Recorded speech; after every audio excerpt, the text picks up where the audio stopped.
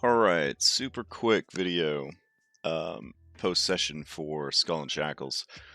We were down 2 players yesterday and had to cancel last week's session, so it had been 2 weeks since we played. We were in a brand new area. Everybody was excited about exploring Shozu and going on cool side quests. So we didn't want to cancel. But we were missing 2 people, and the 2 people were the party druid and the party's captain, Captain Bubbles. Now, initially, they had set up their NPC team, so their most talented crew members who were also NPCs with abilities and levels and stuff like that, to basically do one of the side quests, and they were going to do the other.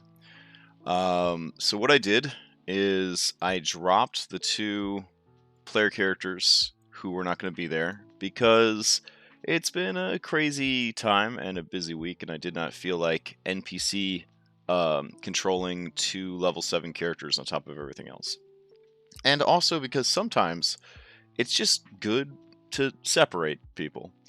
So yeah, these 2 ended up joining the NPCs on their mission, and then I told the players that they could bring any 2 NPCs they wanted to replace them, which was actually kind of fun. So they picked their animated suit of armor, Alphonse, and they picked Rosie Cuswell, their Selkie Bard, to come with them. And they went and they had their own adventure without those 2 characters. And those 2 characters' lives were never really in danger because they weren't actively on screen. And we were able to play D&D without them, without having to NPC them in the background and all that kind of stuff. So what do you do when people don't show up for a game?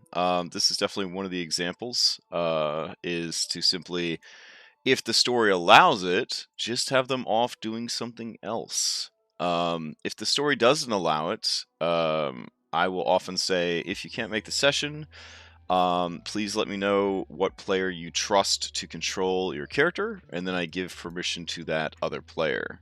So, for example, if Lift couldn't make it, I would hold down Alt, double click, go to the character sheet, edit, and then I would add in the player that they trusted to control them while they weren't there.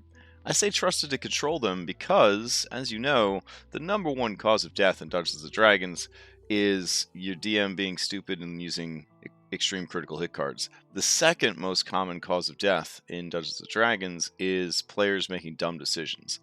So, yeah, when you have somebody else control your character, you definitely want to make sure that they are a person you can trust. The other option is to have the DM control the character, and this gets increasingly harder to do the higher in level the characters get. I mean, Lift is a moon druid, so we're talking like, 30 different forms he could turn into, plus all of his spells, plus all of his abilities. That's a lot of stuff to keep track of. Captain Bubbles is a warlock bard melee character. He's got a lot going on, a lot of different abilities. So controlling both of those in addition to a full encounter's worth of monsters, not very fun. When you start getting into the 10, 11, 12 plus level area, these characters are a chore. And God forbid you get into like the 15, 16, 17, 18, 19, 20 category. It's almost crippling to play a character of that ability with that much magical items and powers and stuff. Plus, the things you're fighting, the stakes are so high, it's hard to just dial it in. So often I'll say, if you can't make it, please have somebody control your character, because there's no way for me to write the character off as not being there. Now, if that's, nobody wants to play the character, the DM doesn't want to play the character, and there's no way to write the character off, what you can do is you could essentially move these characters to the back so that they are out of harm's way during a fight.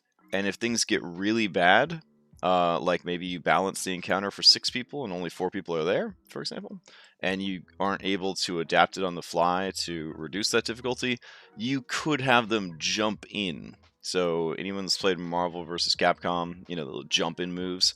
So yeah, like Bubbles jumps in, does a couple of attacks, jumps back out.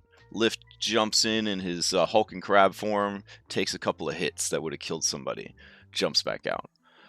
So that's yet another way that you could mitigate missing players during a session. So I could probably do a big long video on it, but that's kind of the short of it. Like, how do you mitigate missing players? Decide if you want to play without them. If you do want to play without them, if you can, have them do something else. That's the easiest way to do it. If you can't do that, have somebody control the characters. If nobody's willing to control the characters, are you willing to control the character? And if you're not willing to control the character and no one else is, throw them in the back, have them cheer on the rest of the group, and once around, have them jump in and do something useful, like take a hit, deal a hit, cast a buff, that sort of thing. Treat them like a sidelines character that's just jumping in real quick for the assist.